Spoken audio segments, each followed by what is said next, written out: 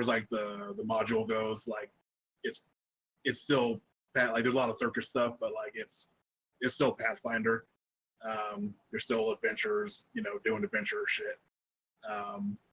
They just want to set the expectation there for that. Some of the circus rules, I'll leave it to you guys. We can do the regular circus rules, which can be a little weird at first, as far as like your tricks and stuff like that go. We can get into it when we do the prologue here in a little bit, or we can just do simple like performance checks. It's up to you guys. Like the trick system would normally use like whatever skill you're wanting to use, and the simplified is just doing a simple performance check. What are you guys thinking about that? Well, for me, with doing like card tricks and that, would I use thievery then? Yeah, if that was what your like, trick to use, then you would use that specific skill. Okay. But if we did the simplified rules, then you would just use performance.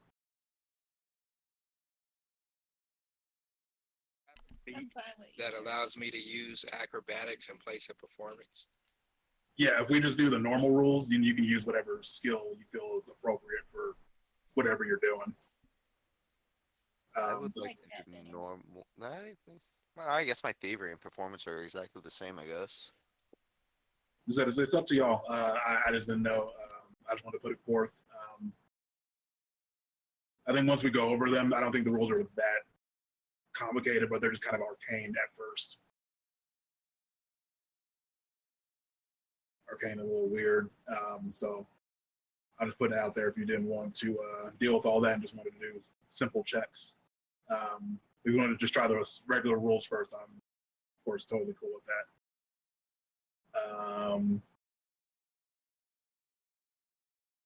This next one's a little strange, and not everyone's gonna, I think, really give a crap.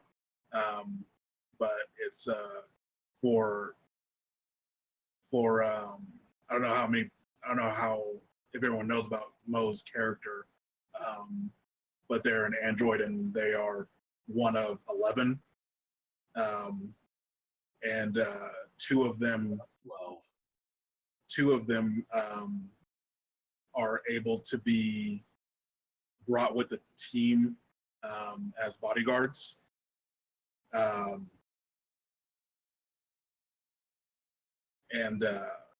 Sorry, give me 1 second.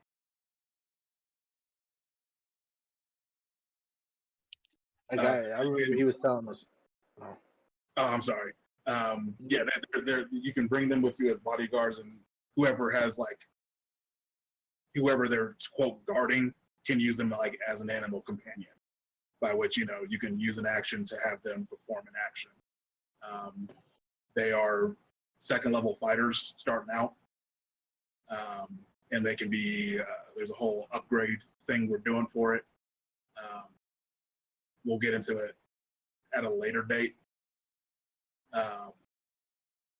But that's just for your general info right now.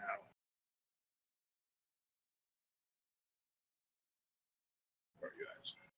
All right, that sounds good. Yeah, there'll be a whole. Sorry. Go ahead. You're good. What'd you say, Count? Anybody know how to add focus spells? Trying, but I'm failing miserably here. Like, yeah, Friday, that sound about right. Yeah, we talked about that. It should when you click the create spell entry, there should be one of the drop downs should be focus, just like there is for the spontaneous and. Yeah, I got it set up like focus a code spell, Mhm. and I put trained and all that, but it won't let me drag the spell to it. Oh, it won't actually let you put the spell on there. Right. Oh. Give it a second. It's key strike is what I'm trying to put on there. Oh, excuse me.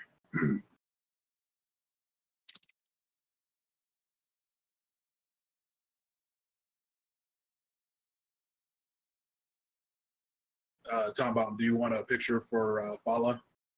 I have a picture of a rat, but it's pretty gross looking. I forgot all about her. Give me 1 second. Is Tom Bomb a rat or a cat? I'm a cat, but Fala is my my little familiar that comes around with me that I got. I got you. Not able to. So you're trying to drag key strike on there?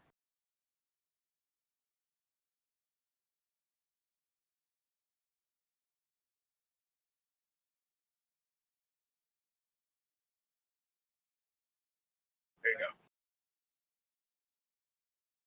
Sometimes you have to drag it like on top of the bar. I don't know. Like it's finicky. Appreciate the help. Let's see.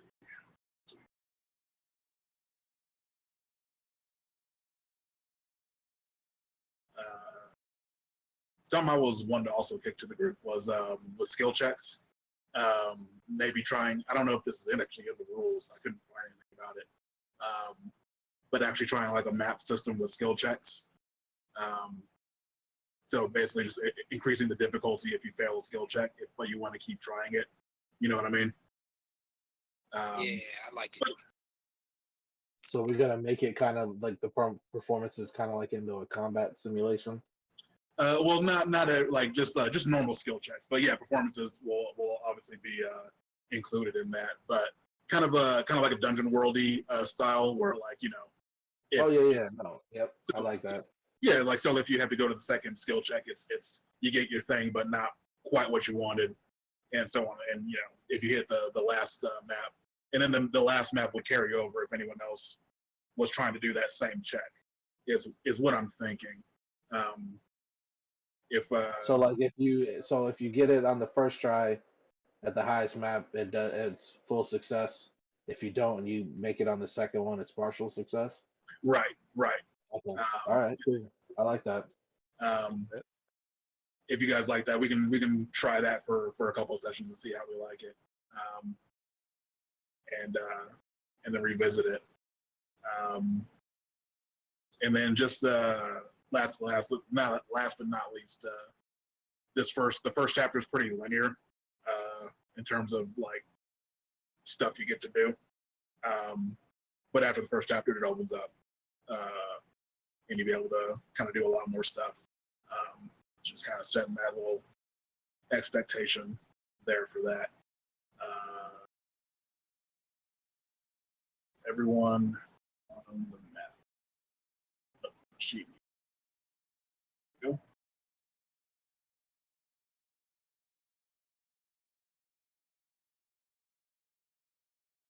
Give me 1 second to get this last picture in, and then we'll get started.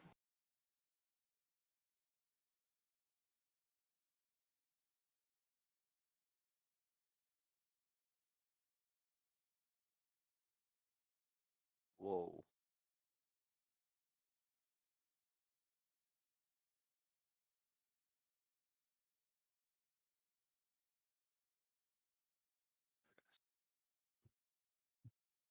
Oh, that was cute. See why I wasn't able to add the spell. To add the feet. I just went to my feet and key rush it, and strikers on there like 50 times. Wait. So was it just laggy? I was doing the feet, not the spell.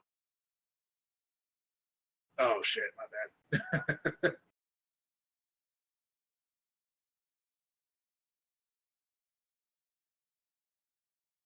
Oh, I see. You're saying you were doing the feat, not the actual spell. I see. Yeah, that's why I couldn't add it because I wasn't adding a spell.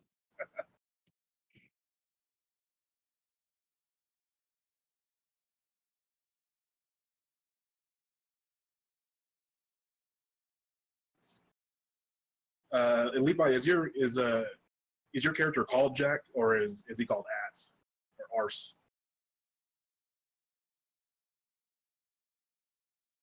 So right now he's Jack, and then once I get my animal companion at 3rd level, then I might flip flop it.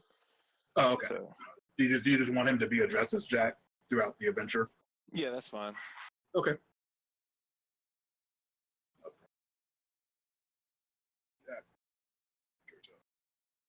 graphics. Hey, we got some dope pictures up here. Cool looking cats up in this piece.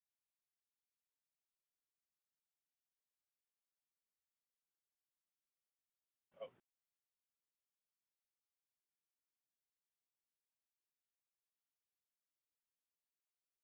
Maggie's her last name Mistopheles.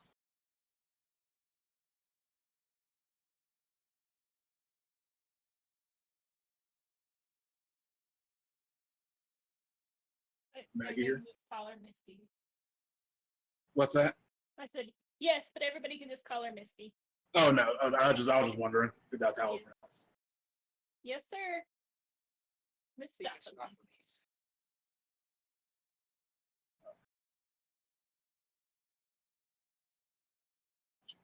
As well, CJ, his name in there.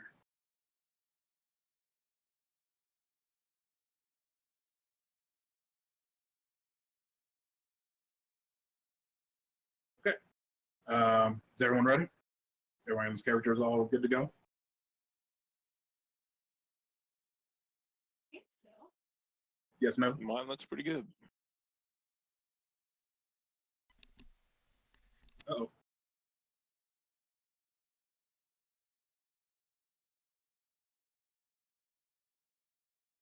Cal, you having to go right now?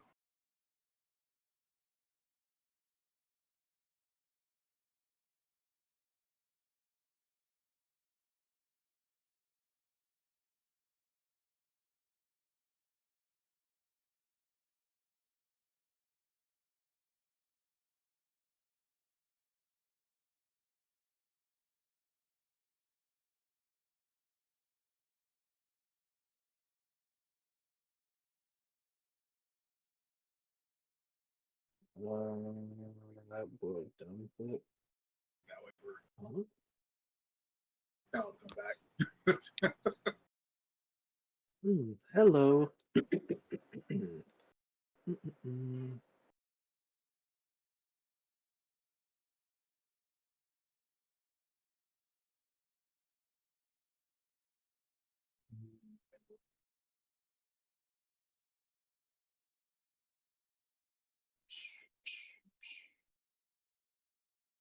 Iglesilad. Our name is Nixus. Your mom, Yes, brother. tell me about your character, Let me tell you a little bit about the collective known as Number Six. I don't know, like how long has your character been in the circus? man. I mean, he was definitely in the last circus. He's probably been in it for about maybe a year or two after he got dismissed from his training. Because y'all would have left Dusklight a year ago. So Yeah, like I would say about a year and a half. like real talk, like you would actually know about Number Six and their siblings, their collective siblings, just because like by the time that you probably met the creator of the collective, like you probably knew that you probably saw the creation of Nyx. Oh, is she that young? I thought, or are they that young? I thought they were about 5.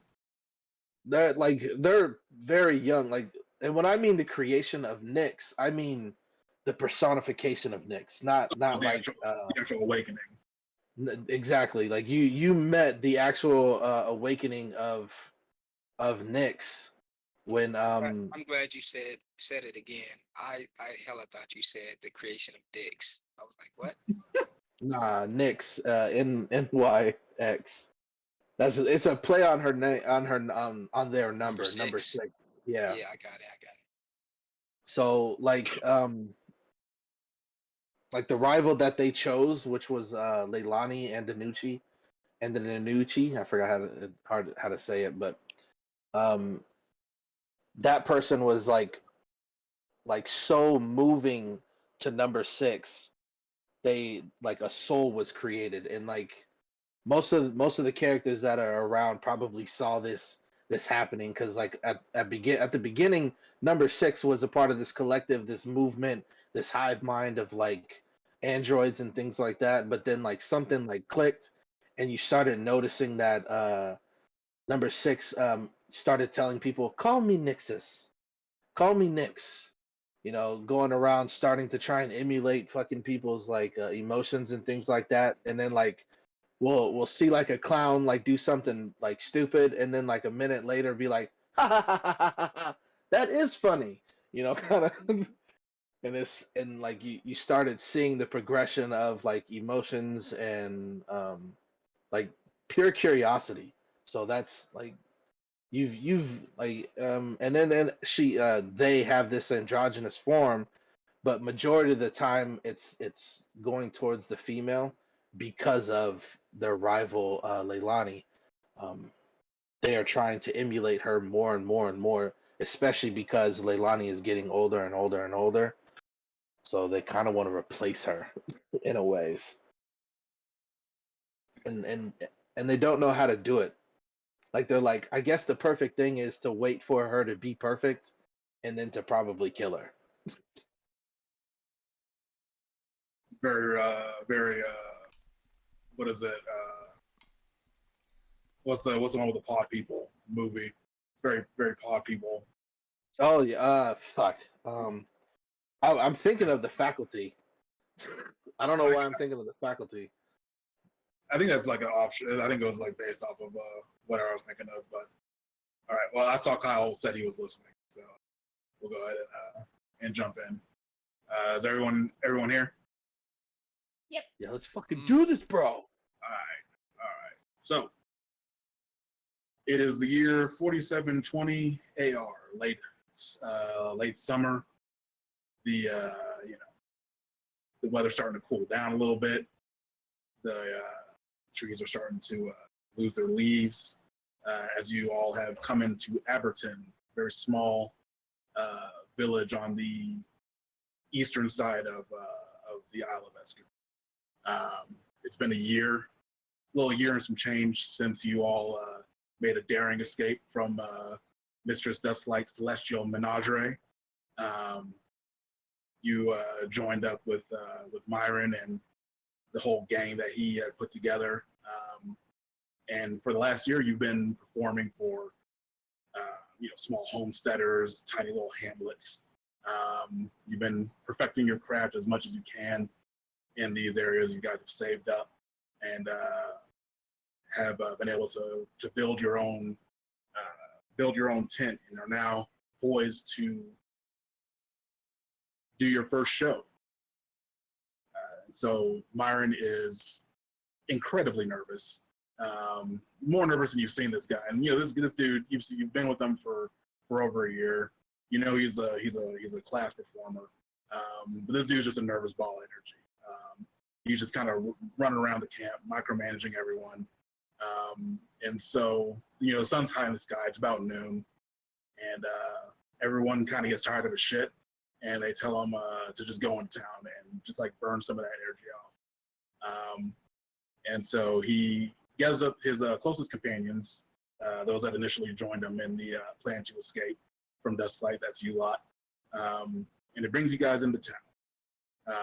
Tells you that we're gonna do just a quick little show for just gonna give them a little 1-2, get them excited for tonight, burn a little energy. We're gonna get them all nice and ready. And so leads y'all into town, talks with the mayor a little bit. Mayor's like stupidly excited. This guy up above you, Nix. Can everyone see the map actually, by the way? Hell yeah. See? Looking fucking good. The mayor Jay Aber, he's super excited. Myron comes in, speaks with the mayor, says, "Hey, we just want to do a quick little 1-2, give people a little excitement for the afternoon." And he's all about it. One of the things you saw as you guys have been walking through the area is just kind of the poor state of the village. This is kind of the time for droughts, but it's like kind of brutal You see a lot of the rivers are dried up. The crops look real brittle and crap. People's faces are pretty down. You know, they're having a hard time. But you guys are entertainers, and you know that that's a prime opportunity to liven up the town square and check a little joy. And Myron is all about it. And so steps up, takes he gets his little cane. He's ready to go. Stand by one. Jumps up in front of y'all. Man legend. He says, "Come one, come all. Good people of Abberton, don't be shy. Come closer, let your imagination fly. My name is Myron Stintall, and I'm your humble ringmaster, introducing the Circus of Wayward Wonders. We have tricks, ladies and gentlemen, fantastic feats and explosive dares of wonderment that are sure to leave you on the edge of your seat. Now, the main show is tonight, however. Several of our performers have come to give you a taste of what's in store." He puts his hand behind him. So our first introduction won't actually be performing in the big tent, but you'll see their tent of mystery right outside the front entrance. They're our fortune teller and mystifier extraordinaire. What do you say, people of Abberton? Will you brave the dark folds and seek your fortune? Do you wish to know what the future holds? A tantalizing prospect, but beware. Our foxy friend here is a snappy dresser, if I do say so myself, and card reader for the ages. They can divine secrets untold and fortunes bold. Allow me to introduce Kirito and Nami. Kirito, introduce yourself. How do you introduce yourself to the crowd? Man, I don't know if I can follow that up. For real. So, yeah, so I just put the latest sketch for Kirito in the Discord. But yeah, so Kirito is a kitsune, dresses sort of both female and male, currently wearing some like thigh-high boots with a skirt, but has like a very manly jacket that's got like a lot of buckles and stuff. Kind of a more steampunky Michael Jackson jacket, I guess. He has like a short, spiky, almost anime hair. Obviously he's got like the foxy fur, but he's also got like humanish hair, right? And it's in a sort of a spiky anime fashion. And next to his little ear, he keeps he does like what's it called? Um, Prestidigitation, right? So he basically maintains this spell all the time that's just like a little red arcane magic-y flower that sits next to his ear.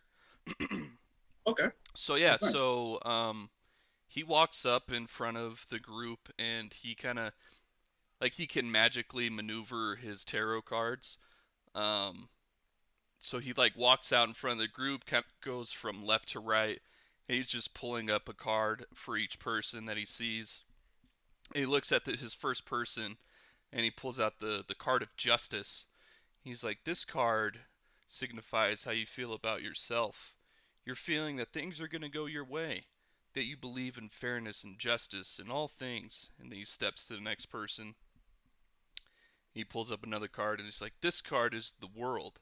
And this is what you want most right now. You're most likely looking for a successful conclusion after all your hard work, and the arrival of the world in your reading here suggests it either happening now or just around the corner. So, good luck with that. And then he goes to the next person. Oh, miss. This one signifies your fears. This is the Empress. You are feeling insecure, perhaps have money worries or concerns over your children, or maybe an unplanned pregnancy. Looks around kind of shyly. But that's okay. You don't need to be overprotective. You don't have to resort to emotional blackmail. It's not going to do any favors. Just work through it and move on. And he moves to the next person. Oh, this one. This card right here is the Strength card. You have a brave heart. Your self-confidence and courageous spirit is unstoppable at the moment. Maybe you can help the lady to your side. Please, please. This is all I could do for now, but come to our show and come see all of us and our great talents. And I back into our grouping. Nice. Yeah, the crowd is digging it. They were into it. The lady that you talked to was blushing super duper hard. Um, but after that, Myron steps back up and says, "Now that's some good stuff there, folks. You want to see more of that? Come to the tent this afternoon or this evening. Up next, some feline flair to which few compare. A wondrous illusionist whose magic tricks are storied legend to travelers near and far. Don't blink. You may miss the dangerously dexterous hands of a master magician. I present to you the great Obus." And Tom Bomb, how does Obus introduce himself? And we're going to be, sorry, and I should have said this earlier, there's going to be some more stuff after this in this little area where you get to do some tricks. So just a quick introduction. Bomb Bomb's the name, magic's the game. Step right up. Somebody from the crowd, come pick a card from the deck. Oops. Yeah, one of the people come up real quick and pick a card. Please show the crowd your card. Do not show me. Do not let me see anything. Ooh, what's going to happen here? Alright, have you shown the crowd the card? Yes. Put the card back in the deck, please. Let's back in the deck. Now I will hand you the deck and please shuffle the deck for me. Oh, okay. Shuffle the deck. Hand me the deck, please. Oh, here you go. And then let's hope this works. So the way the cards are is I have them kind of filed down to a point to where like I can feel which card was taken at some point. Okay. From the deck. And like I always have one card that's always shaved just a little bit, so that's the card they're always gonna take. I see. But now when I pull it out, I want to make sure I pull that card out and not another card that sticks to it on accident because this deck is so old. Okay, makes sense. So, yeah, go ahead and roll your thievery. I assume that's what you're using. yeah. So I was gonna say I'm gonna go ahead and roll a thievery check, and obviously, if it doesn't work, a card gets stuck to it, or maybe I fumbled the deck or something, I mess up. Sure. No, that's a solid roll. Is this your card, sir? Oh my god, that's my card. How do you do that? Please come by tonight, where I will make animals appear from my arms. Whoa. Myron steps back up and says, "Now that's what you're all in store for tonight, folks. There's some more to come. Now, next up is a real treat, folks, the likes of which I imagine you've never seen. An autonomous automaton. You heard right, folks. An android that can think and perform on their own with no input necessary. Don't believe me? Well, don't take my word for it, folks. Listen for yourself and judge whether or not you are seeing the performance of a lifetime. I give you Nixus Aggressilla." Nixus, how do you introduce yourself?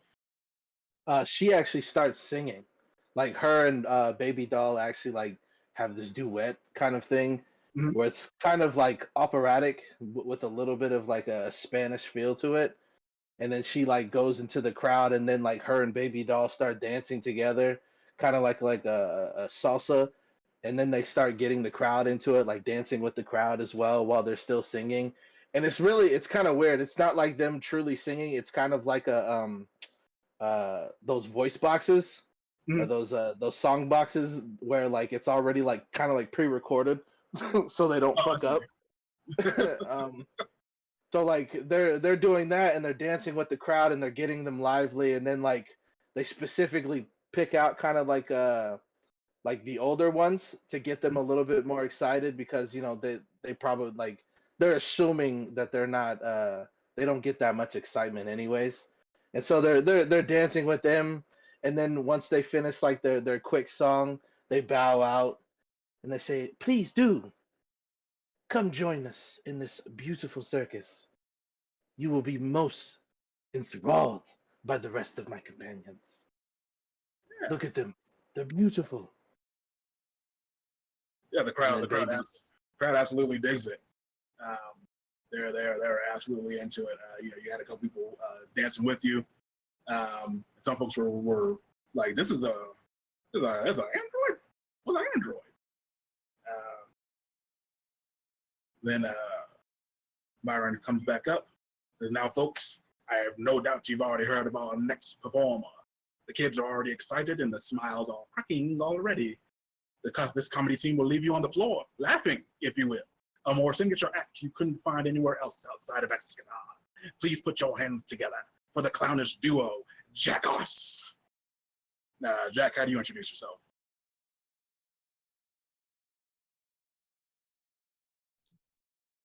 So I kind of come in giving them the Pennywise dance, and right now I don't have the mule, but there's a mule there, and I'm like dancing around him, and the mule is dancing with me. Like it stands up on its hind legs and kind of does like a little prance. Oh, nice, nice. Yeah, the crowd is digging it. The kids are laughing. They're loving it. We go to, and then I feel like Nyx is like like right behind laughing with baby doll, like Just- they're both like in the crowd trying slightly to make it off-putting. even more. Yeah.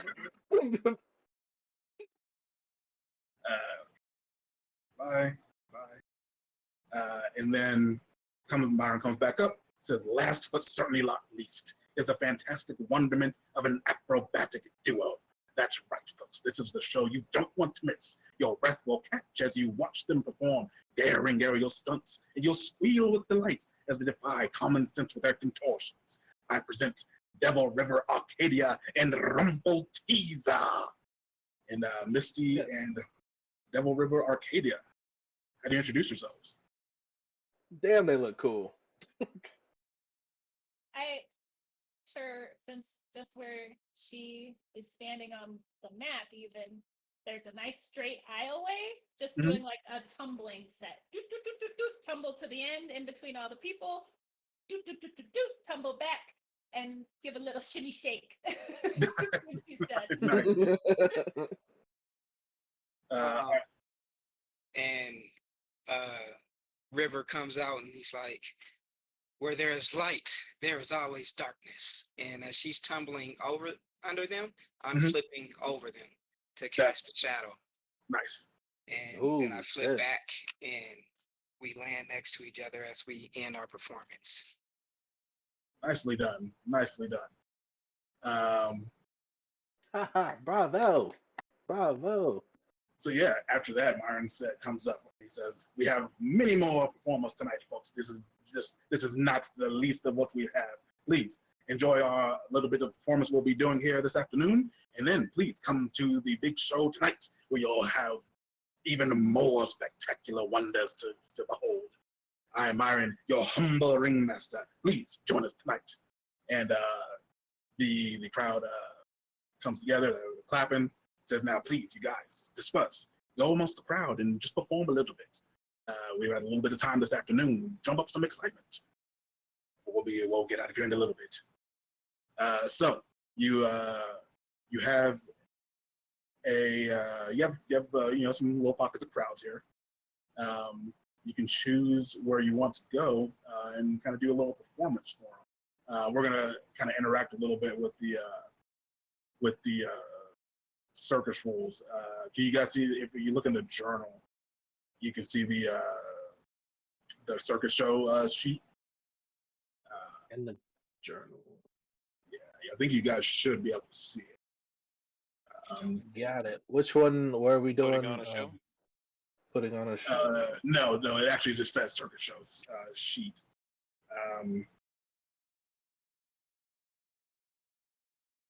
Can you see that one? I got preparing, promoting the circus, signature tricks, putting. Signature tricks, maybe?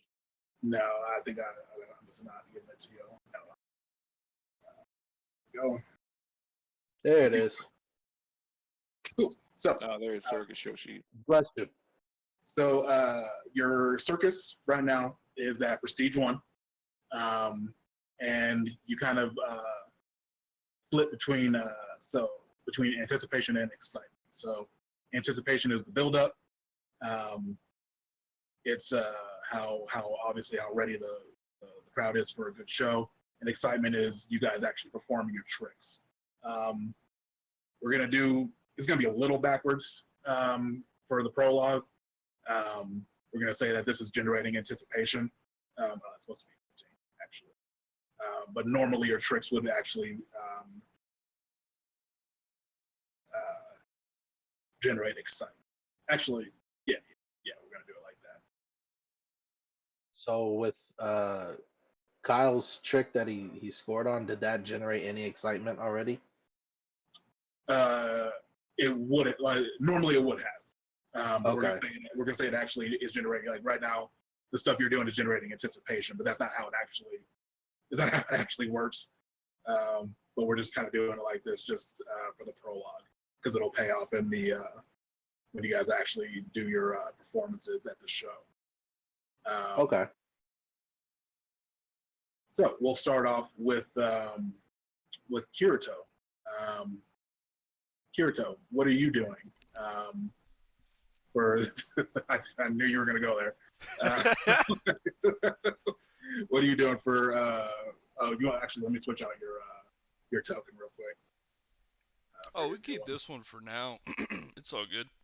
It's easy. I can just drop it in. There you go. There's your boy. So yeah, what are you doing for this group of ladies over here? So I would like to, this is gonna sound bad, but I would like to analyze which of them is the cutest. Okay. Make a perception check. Pretty sure it's Liv Tyler there on the left. I mean, they're Oh, all no. pretty cute, you know. So maybe I was painfully obvious. Now this is where we can try the map. We can try to map it, and you can give it another go. Yeah, let's do at that. -5.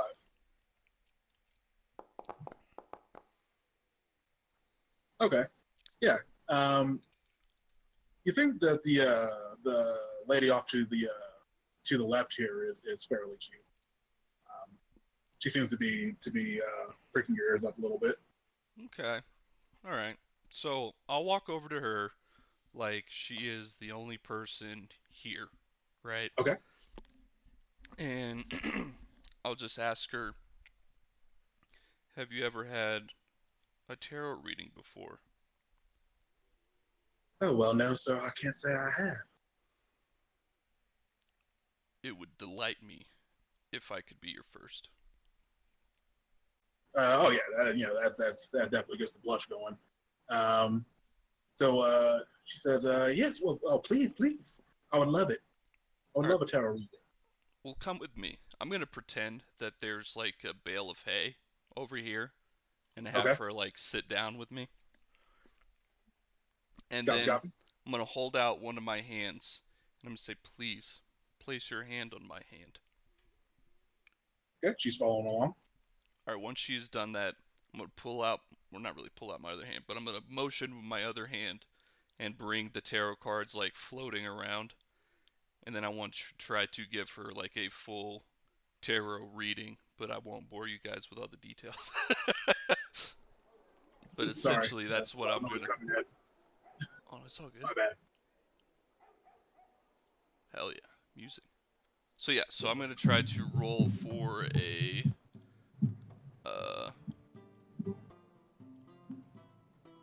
tarot reading, and I'm going to use perform instead of fortune telling for this one, because in my mind the performance is more like the doing the act, and the fortune telling is if I'm really trying to like figure out the meaning of something.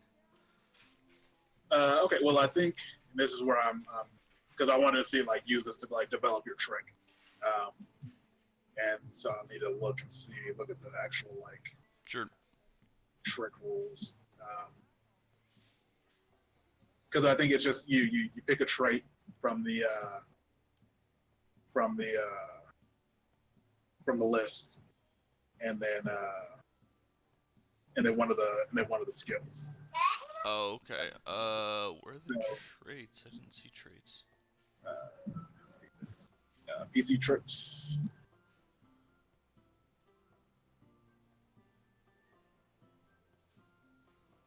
Yeah, you decide. So the player decides their signature trick check, which can be a skill check, saving throw, or attack.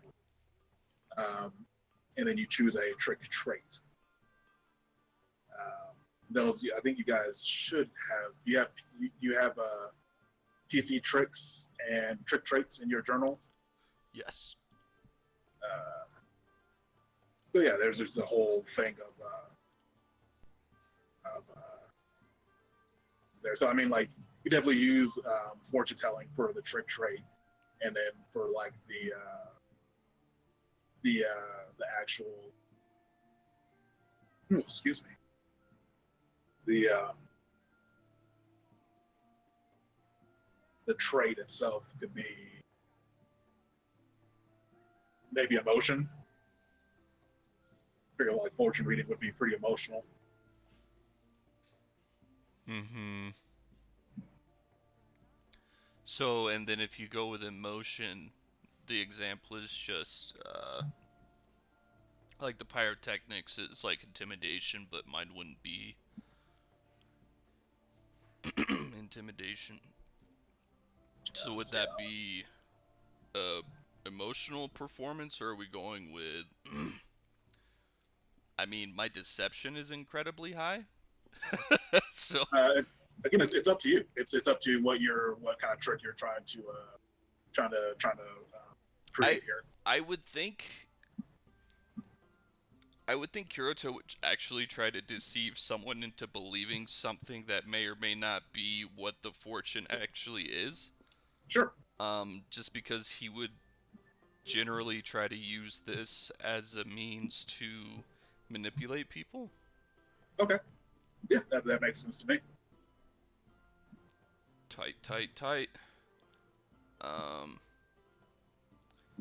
So then do you need me to do anything besides the deception, or is that like, have we assigned all this now? No, I think you should be good. Yeah, just roll the whatever you decided Cool. as a trick trait deception. That's, you know what? Fuck it. I'm using the first hero point of the campaign. Well, this is why I said hold on. This is why I said you can map stuff. So maybe you don't spend hero points so often. So you can map it at -5. You can roll again. Bro, I want to use my hero point, man. Okay, that's up to you, man. This one roll is key to Kirito's character development. Fair enough, brother. Do what you got to do. Oh, I thought it was gonna be another 2. Sucky again. Solid roll. So what are you telling her? I'm basically telling her that like her life is going to be amazing very soon after she meets someone that's like extremely special. Okay. And I'm that someone.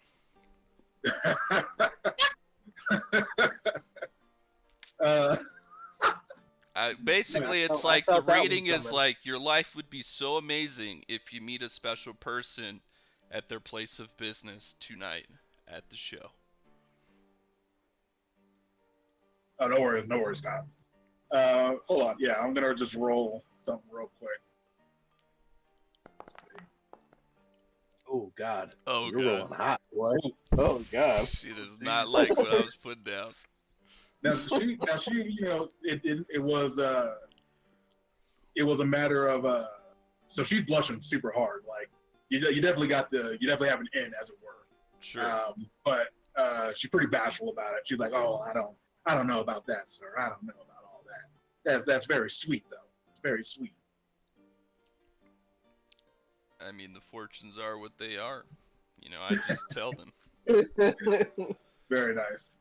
So we'll move on to Tom Bomb. Tom Bomb, Kyle, you here? Yes, sir.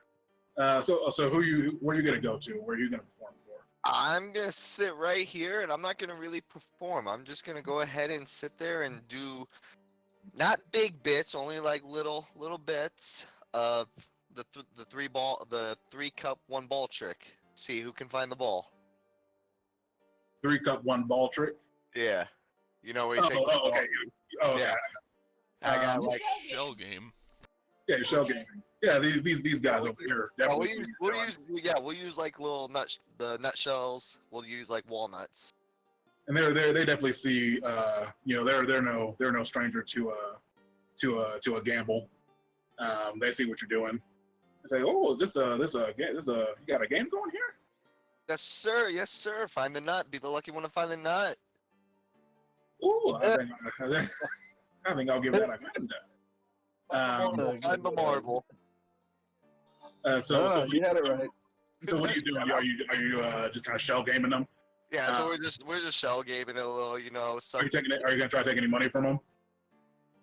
Every now and then, I use the thievery skills. I like how they pull the cup back real quick next to their lap so they can drop the ball inside, and just keep going. That way the ball's not there at all. Maybe Sure. even do some magic with it. Be like, make the ball disappear.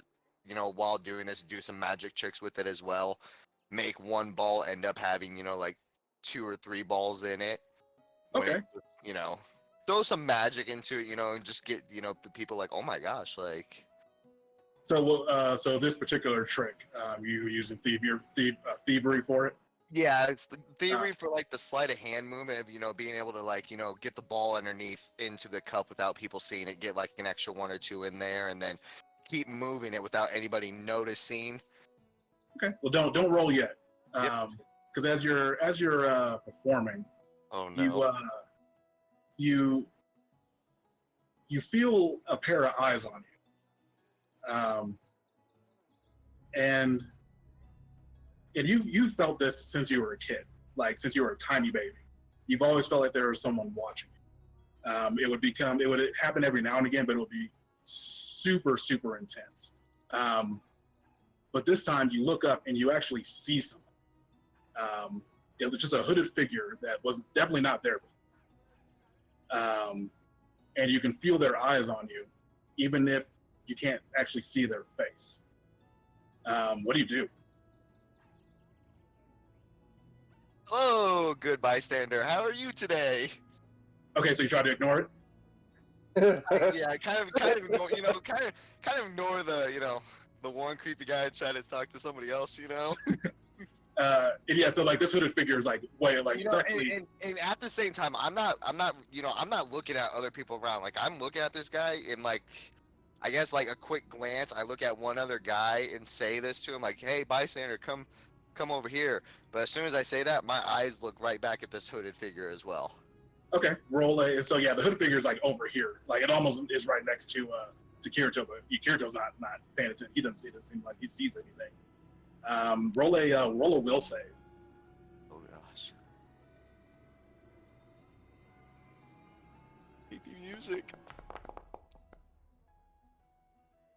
Alright, that means Ooh, no. So you find yourself as you're trying to kind of trying to turn away from the face. You find yourself drawn to it.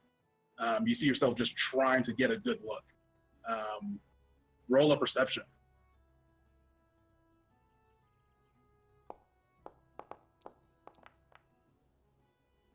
Yeah, It's getting eerie at the right time. you look and you're suddenly able to see the face, and it's just this blurred, distorted mess.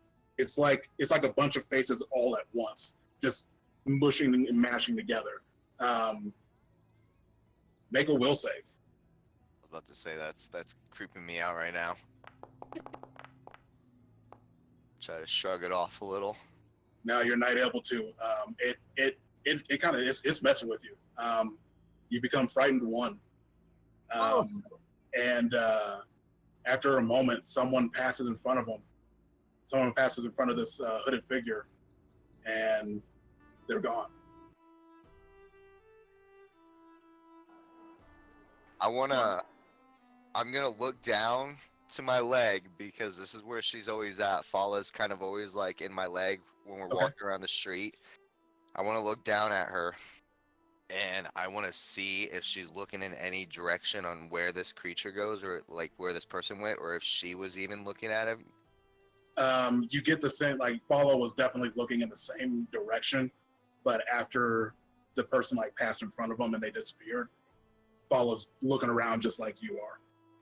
Okay. Go ahead and roll that thievery.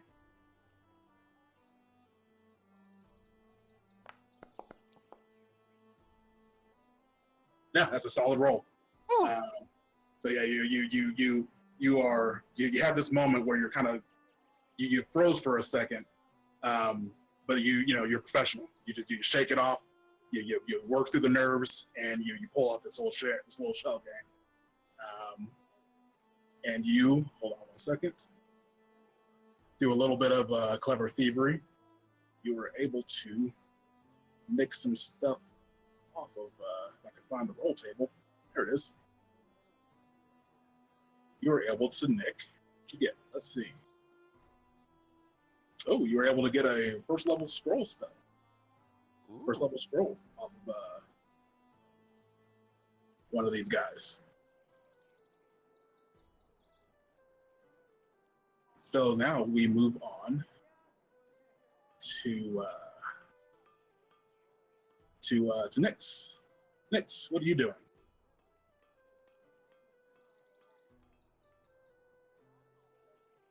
Oh, is Mo not here? Sorry, I forgot I had myself muted because Oh, I didn't no want to. But Nyx she pulls out this trunk of marionettes and she says, gather round. Let me tell you about the story of the Rings of Power. Yes, I'm biting off Lord of the Rings. And then she starts going into the tale of the Ring of Power of Sauron and Saruman and all that shit. And she has like these cool little puppets and baby dolls using the other puppets with her hands. And she's she's getting the people excited about this story that's probably never happened in this realm. Right. But at the same time, while she's speaking, she also has like the music box as well. She's changing tracks and stuff, and having the music go at the same time while she's doing like the puppets and getting people excited. Okay, And then nice. little bit of alchemical flares of like smog and shit. Like I don't know, just a bunch of stuff is happening. She's telling a story and singing at the same time as well to get like, especially since it looks like these are hobbits or gnomes or halflings. Maybe a couple of them. These are children. Oh, even fucking better. So honestly, instead of them being hobbits and stuff, she makes them children. So she does. She's like, story. yeah, just to get the kids excited and stuff like that. She's like, these heroes had to venture off and find the Ring of Power and this just to get the kids excited and stuff like that. Absolutely. But that is what she's gonna do. Most likely, like the with the tricks and everything. I was looking at it, and I think it was like one was performance for like musical, and the other one was crafting for props. So I'm wondering how do you want me to do it? The musical performance seems like it would be. If that seems right to you, that's cool. Oh, awesome! And then like I kind of want to do this like at the climax of like the fight with the Ring of Power is do this nanite surge, because requiring 3 actions or fewer and stuff like that. But like I'm pretty sure like with this thing, like the illumination of the light and everything, and then like the heightened part of the music, and then like the story part, like I want it to be like super climactic for the kids. Absolutely. To get them excited for it. That is a performance. I'm so not used to doing this as a as a player. All right, let's see what we got. Not bad. Solid. No, absolutely. Yeah, the kids are absolutely enraptured. They're mouth. It's like those kids watching TV in the 50s with the mouths hanging open, staring right at the screen. Hell yeah! I want to grill it by the end of this. Yeah, they're absolutely into it. And by the end of it, they're singing and clapping along with your singing. They're absolutely into it. Hell yeah! And then kind of like at the end, like you know how like the Pied Piper is with like the rats and everything. Kind of want to sing and like get them on a line and like move around, and like if other kids see it, like try and gather them as well into the group. Yeah, and then bring them Yeah, and then try and bring them to the next person who's like about to do a show, and then get them, excited for the next one, for whoever's gonna perform next. Yeah, we're gonna be going to Jack next. So like, yeah, you're Pied Piper and kind of going around this way. A couple of kids came up and started following. Nice. But Jack, what are you doing? So I'm kind of riding around on Arse, and we're doing a bit of prancing, a bit of dancing, and stuff like what do you call it? Esquitarianism. Yeah, I think like the horse stuff. Yeah, I get so you. I get you. Maggie, what is it Maggie called? knows what it is. equestrianism. There it is. So we're doing like a spinning act where he spins in a direction, but while I'm mounted, I'm spinning the opposite direction. Okay, nice. Let's see. What are you thinking of for using the? What skill are you thinking of using for that? I would say it'd be like an animal handling, like nature check. Okay, yeah, that sounds right on point. All right, here we go. Best of luck. Let's get it. Okay, Not bad. yeah, that's solid. Right on the money. It yeah, you're doing your bit. You got folks. Some of these older folks over here are loving it. They're clapping along. They keep trying to pet ours, but he keeps snapping at them. But it's it's all he's trained, so he's not actually trying to bite them. They just kind of playfully like, oh, ha, ha. They're loving it. As you guys are as you're performing, Jack, as you're coming kind of around, kind of like down here, this dude kind of just like stumbles out of this road. He looks like super jacked up. He stumbles into the square. He looks like he's been beat to shit. He's super like burned. Like he's almost unrecognizable. Actually, that. As he comes into the square, he sees you guys. He kind of like looks at each of you directly, and he just kind of loses it. He says, "Doomed, we're doomed. The Twilight Goddess descends. Curses follow her path. The crops rot. The rivers dry. Inheritance gift fades into the darkness. The goddess of dusk, her divinity, it's stolen. But divinity stolen is divinity still, is it not?" What do you guys do when you see this? Jesus Christ, why did I get chills for some fucking Oh reason? man, what a crackpot! Yeah, try to distract the girl that I'm with. Like real talk, Nyx is like, ha ha ha ha, starts laughing at him for some reason. He's a bit messed up, you said, right? He's all burned. Yeah, he's very like his robes are tattered. He's super burned. You can barely recognize him as like, yeah, he's messed up. I'm going to flip over there, and I am going to try to do a medicine check on him. Okay. Before you're able to, but I'm gonna let you do it. Don't worry. But before you're able to, he like as you're going to try to touch him, he freaks out. He kind of like looks up at the sky for a second, then looks at Tom Bomb, very like locks eyes with him, and he screams, "Blood begets blood! A stolen spirit whispers, cries from the future, or a plea from the past, divided, transcended, trapped, sin upon sin, lie at the goddess's feet." And he just kind of falls to his knees. He says, "Who will weep for the land? 1 of 5, given light, seeking hope. There is none. In a desperate escape, the black sun appears. All is bent, time shattered.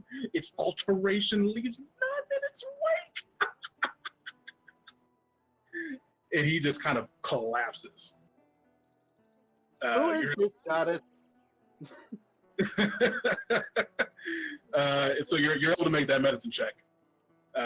Is his name Hashim or is it Arcadia? I apologize. It's River Arcadia.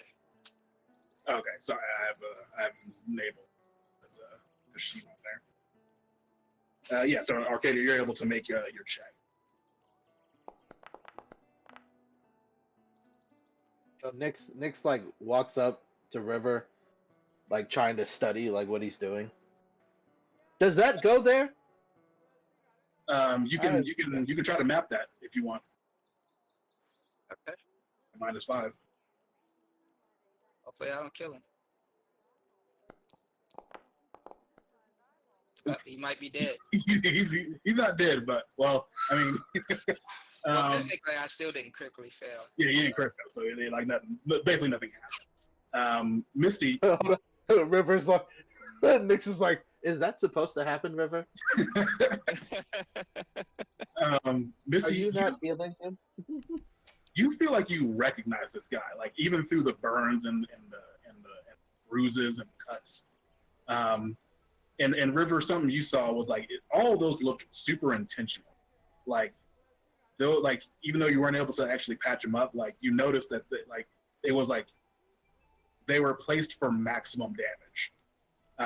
But Misty, you kind of recognize this guy, but you're not super sure. Roll a society check real quick.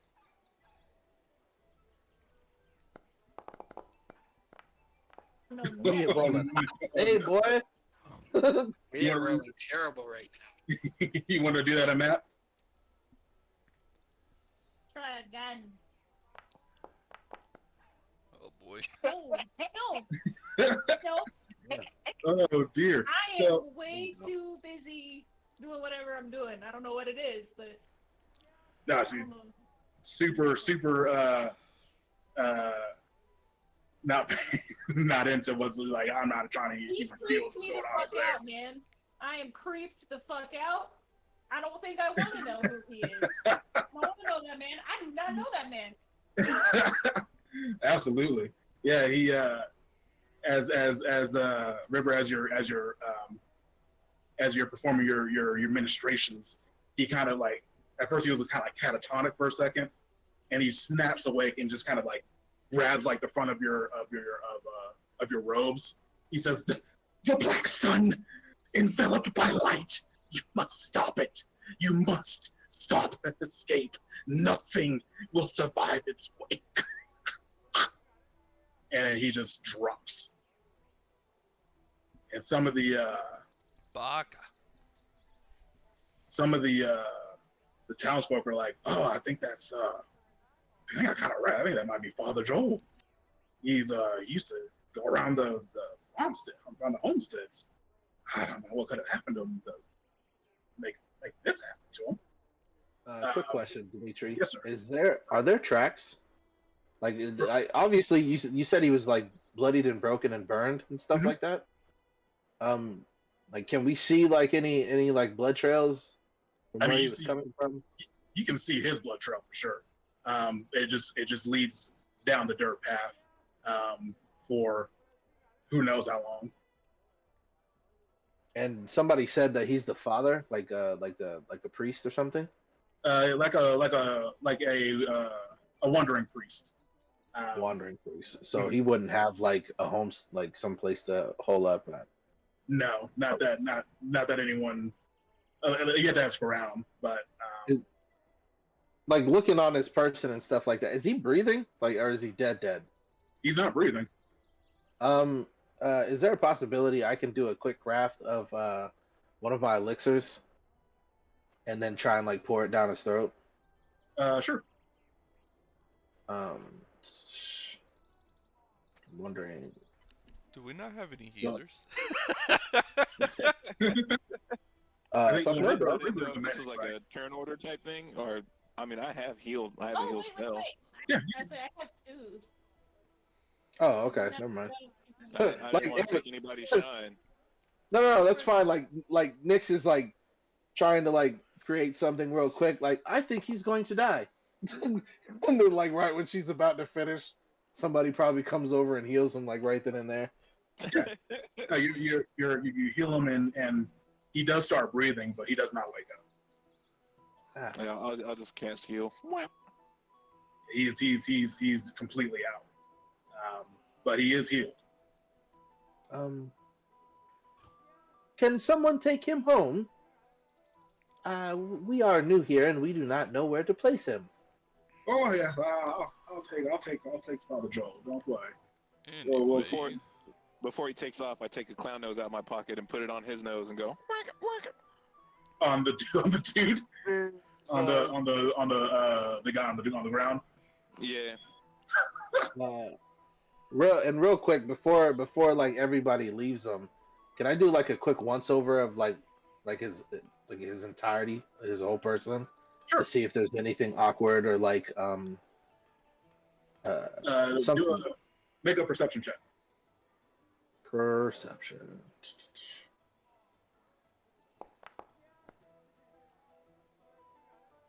Not good. The It's not.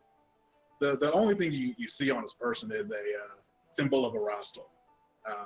You can kind of glean that's the god he was a priest of. How do you spell that? A rostel? Yeah.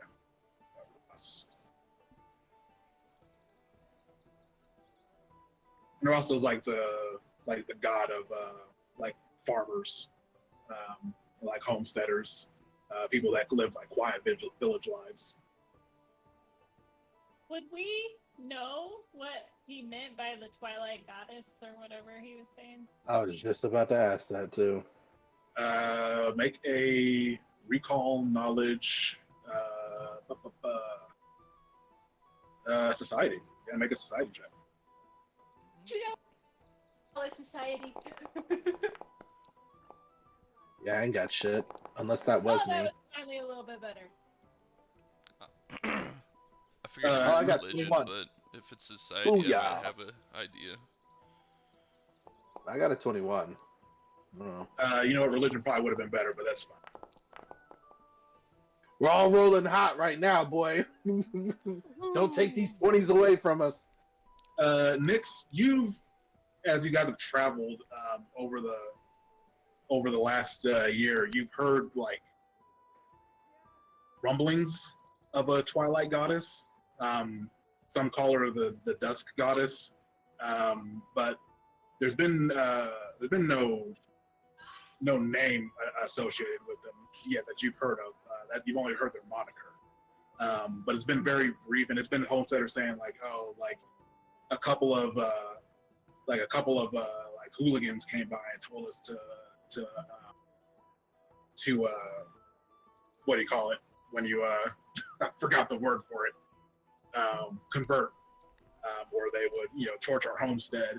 But we beat them off there, and we didn't see them any time again. But yeah, you heard rumblings of some fairly violent characters going around trying to convert to this particular goddess. Oh well, I do believe that the Dusk Goddess is someone who we should worry about. Some of their followers are a bit aggressive.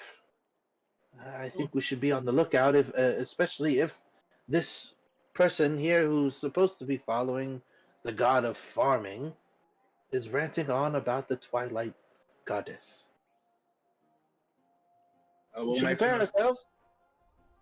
We'll make sure that he's at least safe and sound in here. We'll try to make sure he's rested well. But, if you ever need to come in, if he wakes up, we'll let you know. Thank you very much. So yeah, that obviously had kind of brought the mood down a little bit. But Misty and Arcadia, you got a little bit of time left to do a little performance to bounce things back.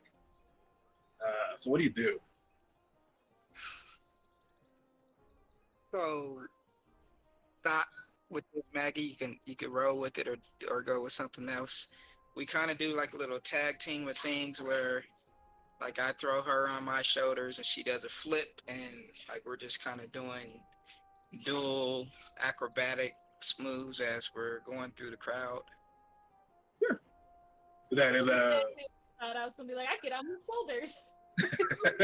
Bounce right yeah. up. So I think for a dual act, I believe you both roll, or I think no, there's a primary roller and then the second person aids. Yep. So who wants to do the primary roll? Well, I think the What's- one who aids has to go first, so Is that that the right? primary roll. Yeah, the aider goes first. They have to beat the DC. If they beat the DC, or if they critically beat the DC, they'll get bonuses for that. And then the primary one does theirs with the added bonuses. Touche. Yeah. So who's going to be the I'll, the I'll wait and let her be primary. okay? Y'all going to roll acrobatics, I assume. Yeah. Oh man, I thought that crit was about to hit. So okay, yeah. So that will put. So you were able to aid, and I think that would because that gives a +1, I believe, right? Aiding. Yeah. Depends on if they're like trained, expert, master, and stuff like that. It can change. Oh, okay. Oh, depending on the skill rank. Yeah. Either way, I mean, those are both those rolls would have been enough. Yeah, you guys kind of bring the crowd back. You start flipping through the crowd, doing all kinds of aerial stunts, flipping over people, flipping, tumbling through them, and it brings the mood back up pretty well. Folks are excited for the show again, and Myron, who was super sweating there for a second, says, "Goddamned professionals! I love you. You guys are fantastic." And so with that, Damn right we are. Well, we both got a +10 because we didn't roll great. I mean, you know. And so with that, Myron steps forward again, says, "People of Abington, thank you for giving us your attention this afternoon. We ask that you please come visit us tonight at the Big Tent. We have plenty of seats and plenty of show. Thank you. I'm your ringmaster, Myron Stendhal. We look forward to seeing you tonight." And with that, he leads you guys back off to the circus, to the tent. As you guys are moving down the trail,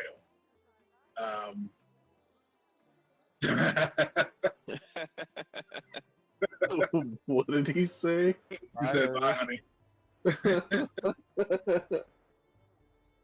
You're a goof. As you guys are moving down the trail, it's a fair hike back to the tent. You see 3 people approaching you.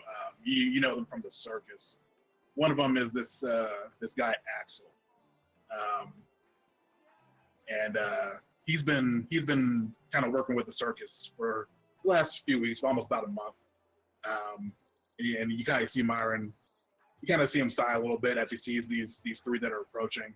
You see Axel. You see this lady Mordain and her assistant Hod.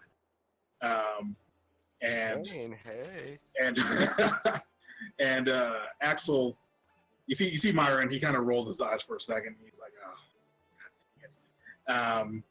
Axel comes up and he says, "Myron, please, this is a show. You've got to let me open. You've got to let me open. I've perfected my act. I promise you. I'll be the best opener you can have tonight. I promise you, please."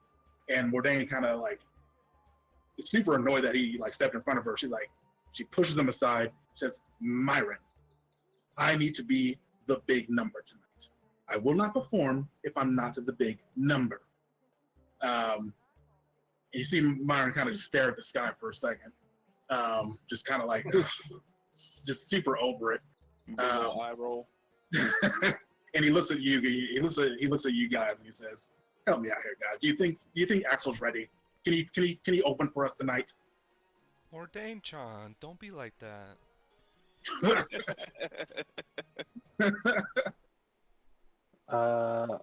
Well, Myron, I feel as though if they don't get a chance to do it, then they will never be able to perform what they want. Give them a chance. And if not, we can kick them out. If they blow it, then they're out. How about them apples? We can always assist them if they need it. But I have- nobody likes a beggar. See, it's fine points all around. But I do agree with you in number 6.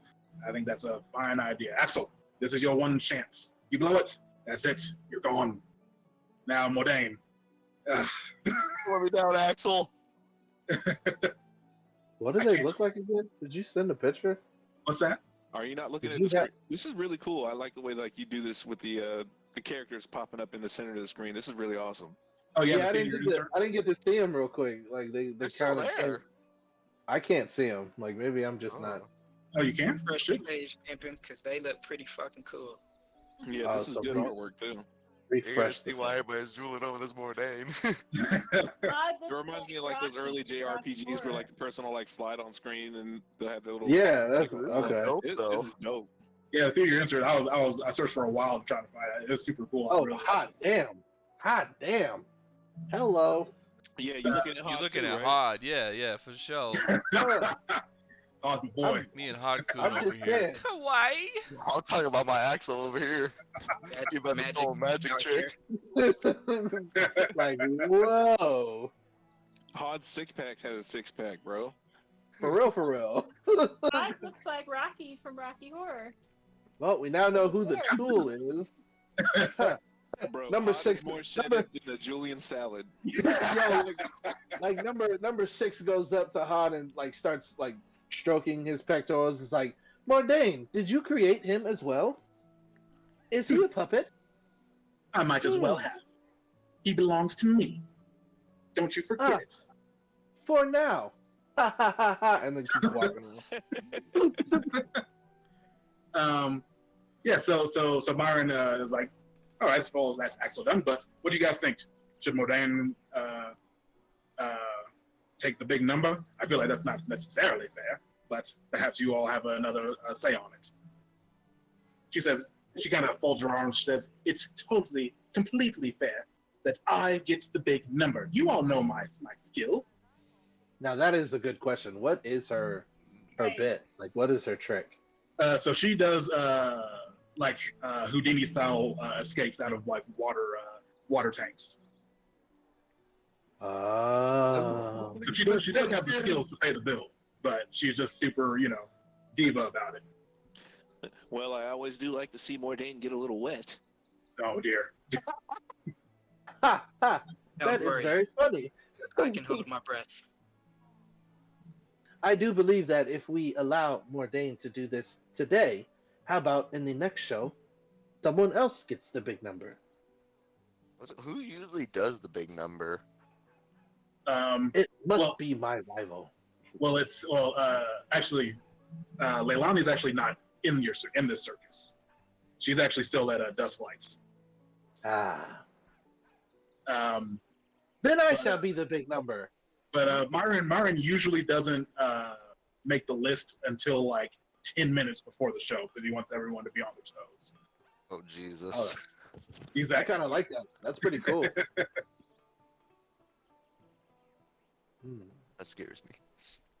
So are you guys cool with her performing the big number? I am totally down because if I can assist with my thievery, in case. Now, well, that's the other thing. So, what is Axel's big bit? Axel that's is good. Axel does magic tricks, kind of like it's magic tricks with like pigeons and birds and stuff like that. So kind of like Tom Bomb, but more animal focused. No. Tom Bomb doesn't do those rabbit tricks anymore. He stopped. You know, He forgot to. So he used to have a hat like Axel, but he forgot to take the rabbit out of the bottom oh God, because rabbit's you put in the false bottom. And I forgot that the rabbit was in there, so I had to throw my hat away. So the only tricks I do now is like revealing animals coming out of my sleeves. So I'm gonna go Master over. Mike. I'm gonna walk over to Mordain and like grab her hand and start massaging it and say, I think Mordain John should do it. My mom rolls his eyes. Kirito has the right idea, of course. Myron, I do believe that Mordain would be a wonderful big act, especially if Axel is the opener, because then they won't be expecting something amazing. Well, that's it. That's that. Fine then, Bodain, you're going to be the big number. Don't mess it up. You've been given this big chance. We only got one shot tonight, folks. We got to make it big. We got to make it blast. Hi. Number 6 goes up to Axel, pats him on the back, and says, "Keep the bar low, my friend," and then walks away. That's super Oh, I'll do my best, number 6. I'll do my I'm about best. to just realize something though. What? I'm gonna have to redo my magic trick for tonight if Axel's gonna come out with pigeons coming out of thin air and all that. Did Oh, he steal, no. did he steal your spot? You can always preempt. Man, you got some built-in competition. For real. Other tricks. Must think.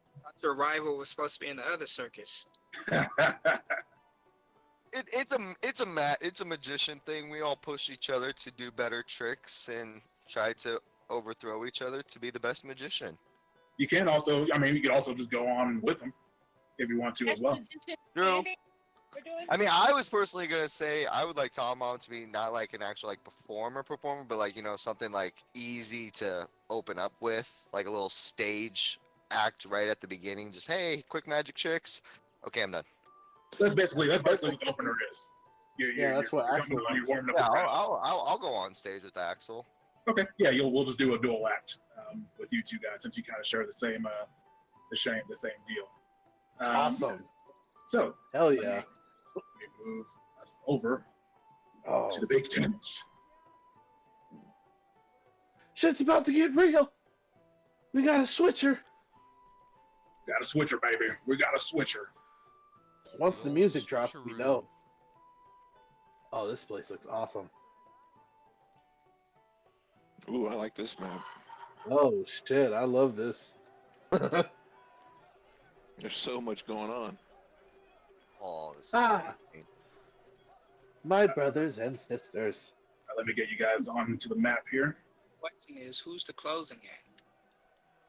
Yeah, so this is what we'll get into it here in a second. We're left injured.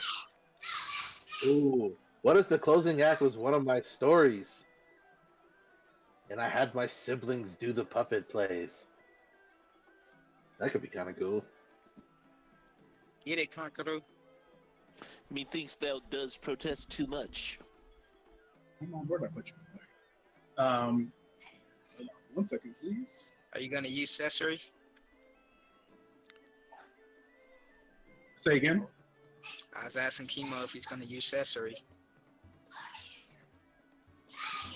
Maybe. So it's a couple hours before the show starts.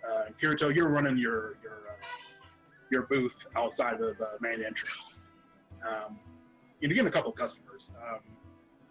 You got one of the landowner's daughters comes in, another pretty lady. What do you do?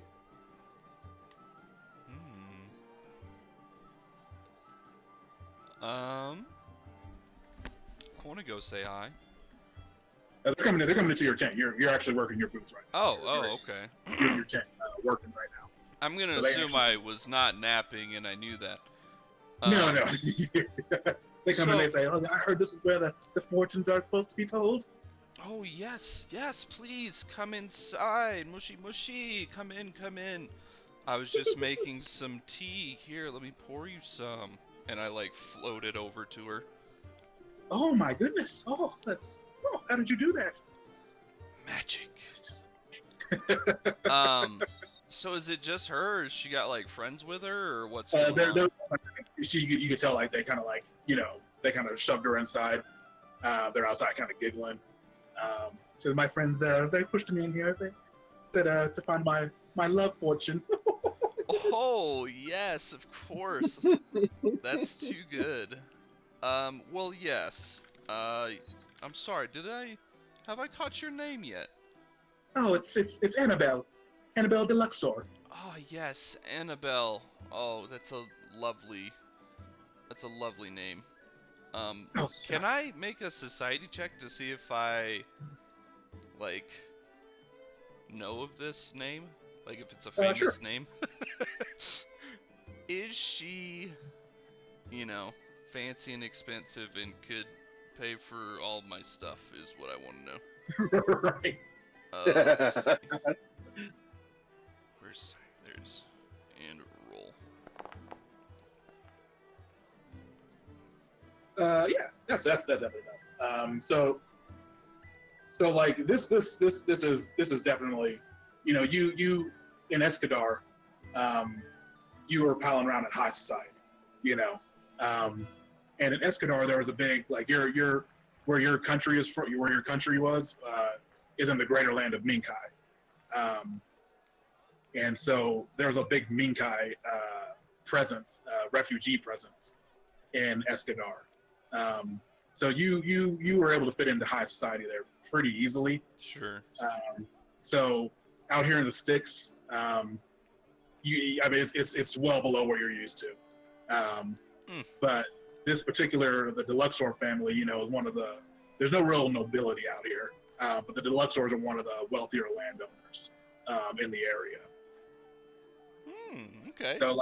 So you know she's dressed finally for kind of like you know how small towns will have like the business owners that rule everything. Right. It's kind of like that. You know, she's from the family that kind of. She's from one of several families. Her dad owns the car dealership. Basically. Hell yeah.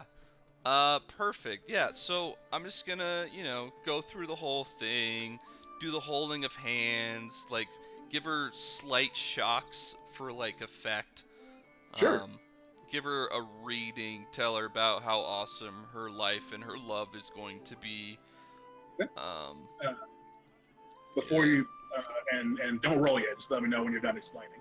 Sure. And so yeah, and I'm gonna be as flirty as possible, like maximum flirty level.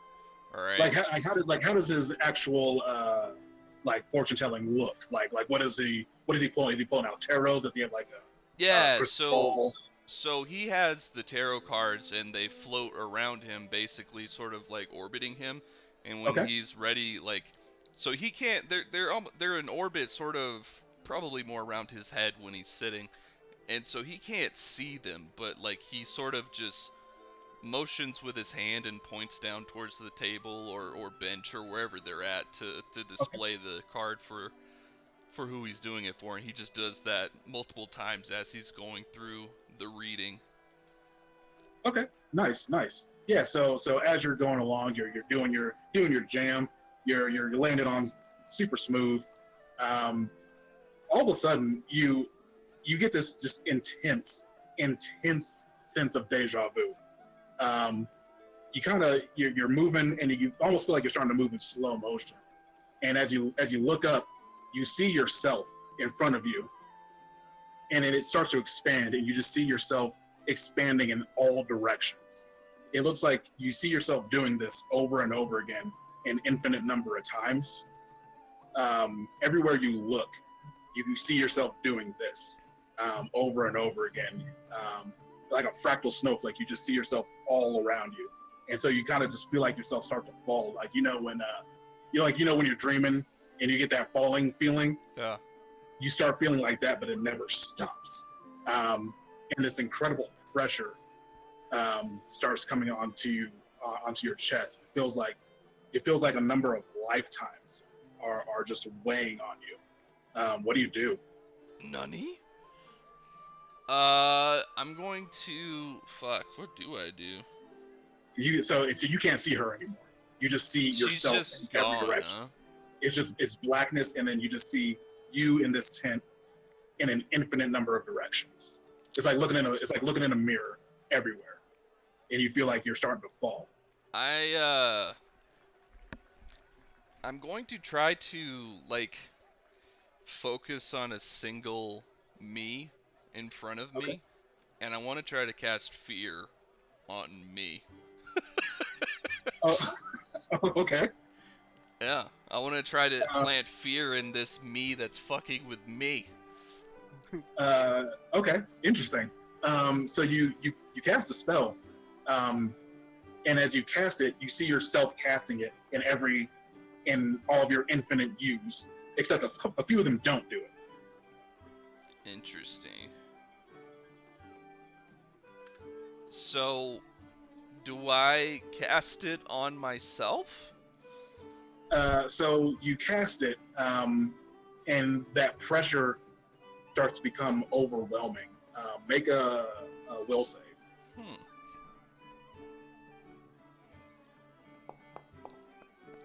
Ha! Oh no! Oh no! Yes. So it becomes.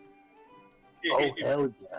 You feel like as if you're like at the bottom of a lake for a second, and you're just laying there, and then everything snaps back. You're back in front of this girl. She's actually freaked out because you cast a spell. I thought that might happen. And you have like her hand outstretched. She's like on the ground, looking up at you, super scared. And you end up being frightened 1, or frightened 2 actually, because of the crit fail. Gotcha. 3. And she's like, "What are you doing?" I'm sorry, I was overcome by the intensity of your tarot. My goodness. And I just try to gather myself. Check. You said deception?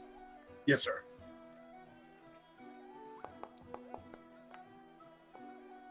Okay, yeah, that's definitely enough to convince her. Oh, I see. Sorry, you startled me. That you startled me as well with the power of your persona. It was intoxicating for one as myself, just a simple conduit. I lost control. I'm sorry.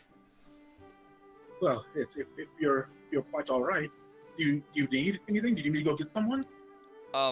Yes, if I could just lay my head in your lap here for a moment. Make a diplomacy check. It's like some 7 deadly sins Meliodas shit. For real, bro. Yeah, she says, well, again, farm girl, super blushing, caught her off guard. She says, well, I suppose that could help. I can let you rest there for just a second. Yes, do Won't be too improper. you happen to have a fan? I feel a bit hot from this episode. Of course. She starts fanning. Hell yeah. So, You sound like such a creeper right there. such a creeper. Kirito is a full-on creeper, my dude. I mean, that is exactly how he told me he was going to play him. Yeah, so you do that. You're able to chill out there for a little bit. A couple hours pass, and the show is getting started. Kirito, you let your lady friend go, and come into the tent to rejoin the group. And everybody's in here. Everyone's getting prepared. Can I be getting shit-faced, by the way? Sure. Yeah, you can absolutely be getting lit, my dude. Because if you didn't know this, I was frightened too. So that's pretty serious. For sure. You had a pretty intense experience. Yeah, so I'm gonna try to drink the pain away. For sure. Yeah, you are. There's definitely a lot of like food and alcohol around. Some of these guys over here, the dwarven thrower brothers over on this side, they're getting shit faced right now. They're absolutely drinking super hard.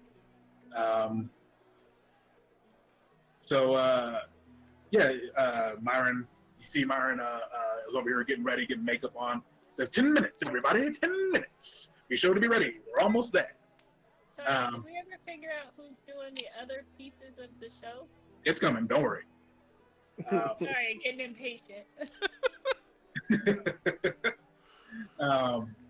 So, Nix, Howard, what are you doing to prepare? She's doing all of her disguises and everything right now for her and Baby Doll. Okay.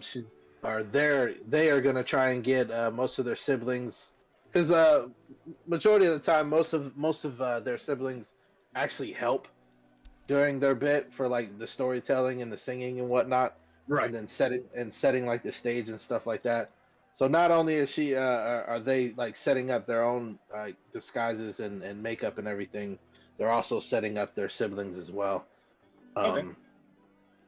Yeah. And Oh, go ahead. and then aside from that, like they sing the song that Leilani typically sings. Like that's one of the things that like calms them down. Okay. So What's a famous piece of hers? I'm gonna go with you know the you've seen The Greatest Showman, right? I don't think I have actually. No. Oh, Feels fucking Good balls. by Tony. Not at all. Damn. I was gonna say it was that song specifically. I'll look it up. What song was it from the Greatest Showman? Yeah. I'm trying to remember the specific name. Let me see. Because it's the one where the redhead sings it, the opera singer.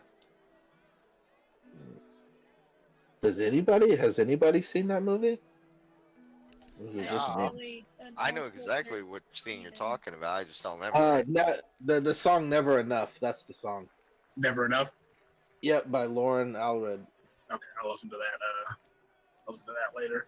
But yeah, and yeah, your creator, Alandriel, is here, as well as Barnaby, and they're going through making sure that everyone's working in tip-top shape. Barnaby comes up to you, says, "Number 6, need to just do a quick diagnostic." How would they do diagnostics on you? So real talk. So think of Ghost in the Shell. So you know how Ghost in the Shell where the like the head opens up and you can actually see like the brain. Yeah. Same concept, but their brain, their like wet work mass is basically like this alchemical like gelatinous mass that you can see, like you can actually see like the synapses sparking. Okay. That's how most of their stuff is. That's where their conscious is. Okay. The collective. Cool. Number 6 sits down, and then she wiggles a little bit, and then she looks at her at their father and like, father, it is good to see you. Number 6. How are you feeling today? Exceptional. I can't wait to start the play. You seem to be quite ready for your performance. I'm very excited to see how you all perform. Yes, of course. I now have pyrotechnics in this next skit. It will be exciting. I'll make sure you're all working at 100% efficiency. I'm pretty sure with Ginger Snaps working on us, all of us will be fine as a Of collective. course. You could not ask for a better engineer than myself. Oh, and I forgot to tell you that your telepathy right now works like the message cantrip. So you basically just have at-will message with your siblings. That's fucking hilarious. Like just thinking about it, like they'll walk up to each other and not say anything, Right. and then like and then keep moving on, and people just looking at them like they're fucking weird. Yeah, you can eventually upgrade it to telepathy, but that's not going to be for quite a while. I imagine them like Bluetooth syncing to one another. Pretty much. Jack, how are you getting ready?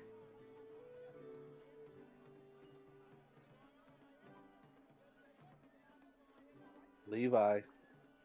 So what I'm doing is me and Ars are like walking through the steps, and I'm giving him little carrots and stuff to like keep him motivated. Make sure he's not trying to go to sleep or some shit. Yeah, just making sure he's not completely overwhelmed, and and then like I'm kind of here and there like checking on things around because I used to be a roadie in the last circus, so I know where all the straps and the ropes and everything need to be belayed and all this other stuff to make sure the tent stays up and where the passengers are seated. So like in between like prepping ours, I'm also like kind of doing here's and there's around the circus. Okay, nice. Tom Bomb, what are you doing? I'm telling Axel to calm down. He's over here He's over here freaking out because the spells he wants to do, I don't think are going to be well enough to put on a show, and so it's all I know. It's all I know. It's the only thing I'm arguing. It's all I know, Tom Bomb. Please, I can do these tricks. These are what I've got. Please, I can do that. I promise. I understand that, but you can't just pull it out of a hat. You need pyro with it. You need some pizzazz. Well, that's what the technicians are for, right? That's what we got that's what we got Barnaby for. Oh, we got to do it ourselves. Have you never watched me open up before? Have you never seen what I've done with Fallout, where she just jumps out of from my shirt, just poof, as I shoot flames out my hand to show just a little pyrotech. That's all you need. Fine. Let me just practice a couple of times, okay? Yes, please. Don't be afraid. I don't know why you're still afraid of shooting fireballs. It's not gonna hurt people. You just have to aim it right. Don't put too much into it. You don't want to be shooting it through the tent and burning the tent down now. Roll a diplomacy check real quick.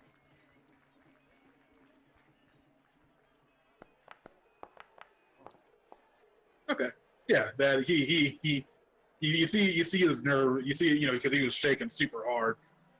You see them calm down just a little bit. So your talk is working with him again. Goddamn professional. And so he bring him in line a little bit. Misty and River, how are you guys getting ready?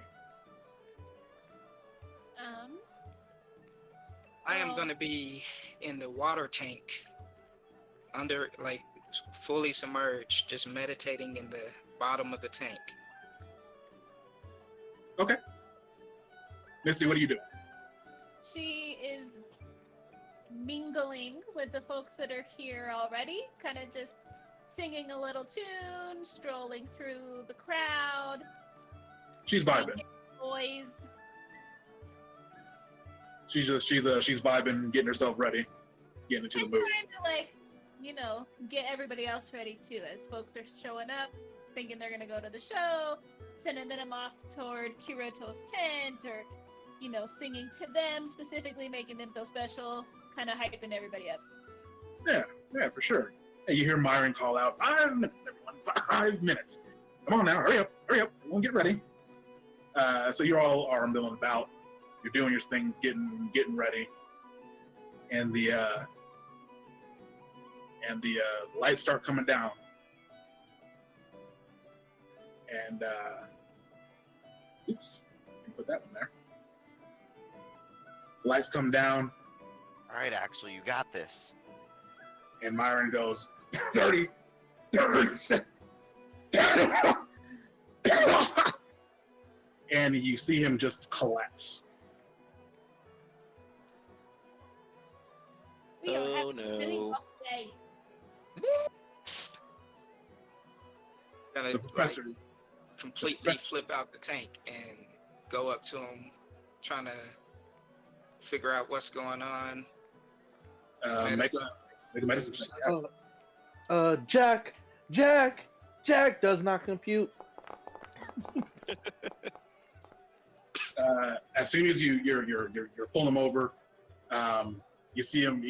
It looked like he was gasping for breath for like a second, but by the time you were able to make a full check of him, he was bloated. His skin was purple. He's dead. Like dead? He's dead. He's dead. Really dead. Completely dead. Like no takesy backsies? No takesy backsies. All the other members start freaking out. The only Arcadia, you're over here by by Zarlian Casophius. Casophius, whatever the fuck you say that. He's like one of the older members of the circus. And the Kambalis come over. Eliza comes over. Like the whole circus Yo, is coming around. Who doesn't look surprised at this moment, Dimitri? What's that? Like, who doesn't look surprised or worried or in like gasp kind of thing? You said he's purple and shit, right? What's that? You said he's all like purple, like he was poisoned or something? He's like purple and bloated. Number 6, make a perception check. I was just about to say, can I make a perception check to see if someone's around?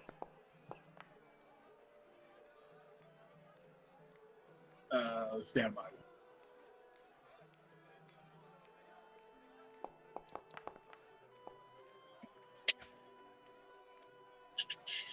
So you don't. So number 6, no one looks like they're not surprised. Everyone looks super freaked out. The lights are going, the lights are down. The show's about to start, and the ringmaster's dead. Everyone's flipping the fuck out.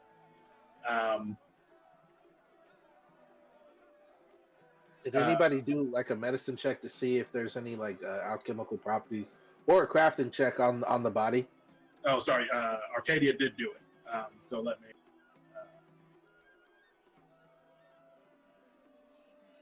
Oh, there it is. Let's see. Yeah. So Arcadia, in your quick run through, you saw that like his pants, his arms and legs are so swollen that you can't roll them up. But you do see snake bites on both of his calves. And yeah, you're able to tell pretty much immediately that this was snake venom. Been poisoned by a snake.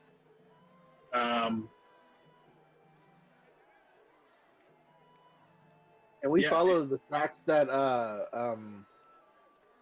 that Myron took when he got in here. Say again.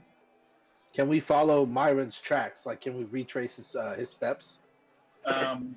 You start to do it, but Professor kind of steps up and says, "Hold on, people, hold on. We have a show. We've got to get the show ready. We have a crowd of people out there waiting. Send in the clowns. I'll cover up the body. We'll get to this later, but we've got a show. This is the only chance we've got. We'll get to this after the show, please." But Myron is our friend. I straighten up my trilby, and I say, "The show must go on." So the professor covers Myron's body with a tarp. Says, "Everyone, get your makeup on. Get ready. We've got to get the show on the road." So he sends the clowns in.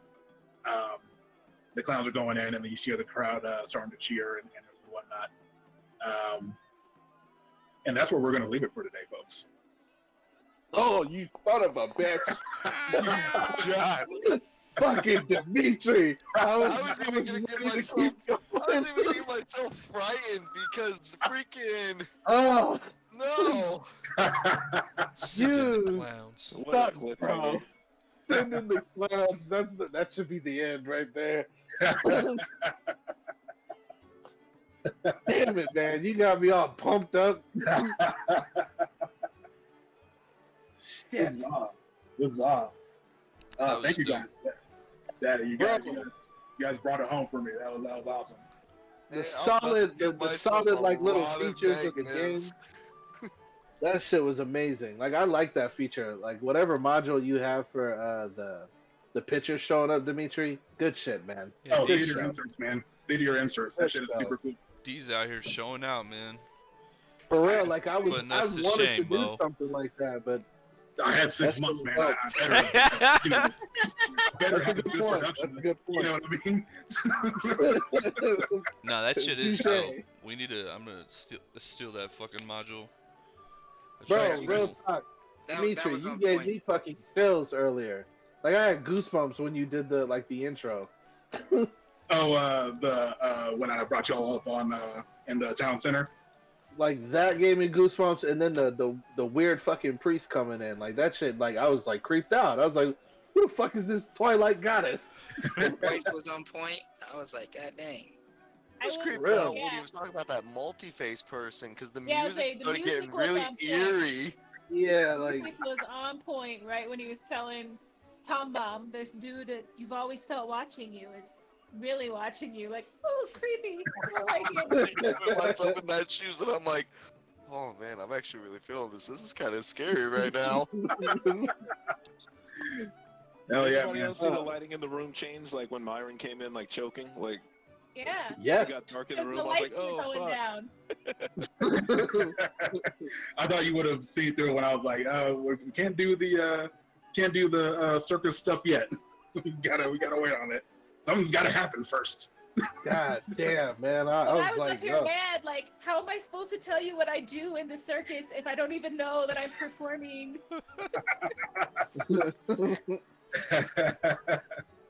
Oh And man, then that's I might not be performing if dude is dead. I do wanna say, Travis, I'm glad that you were the one that followed up Dee's introduction, because you did an awesome job introducing your character. I was like, damn, this motherfucker got the cards going and everything. Yeah, I felt bad Did you do the afterwards because I artwork didn't think yourself? D was ready for all that. I was like, oh shit. I was not. I was not. I was expecting quick intros, but everyone jumped into it. I was like, that's cool too, though. Hell yeah. Nah, Did you man, do y'all- the did that. artwork for Kirito yourself? Like it's really good. Nah, that artwork I'm paying somebody to do that. It ain't me. I Oh, am okay. not an artiste. Like when you said like, oh, he's got like this nice jacket, it's kind of like thriller-ish, and he's wearing thigh-high boots, and I'm sitting here picturing it, and I'm like, this is exactly the picture. He has yeah, it on yeah, himself. exactly. Yeah, I was hoping the artist would get it done before we started playing this, but she got sick, so she just hadn't had time to do all the painting and stuff. But it's gonna get painted up and everything. Even in black and white, that's like legit art right there. Yeah, it's gonna be fucking dope. Yeah, I'm absolutely. excited. Yeah, it'd be sick to see it painted in. Yeah, I can't wait to see that. Hell yeah. Yeah, great job tonight, everyone. That was I love your guys' characters, man. You guys brought it in. Yeah, it was Absolutely. fucking Fuck yeah, sick. man.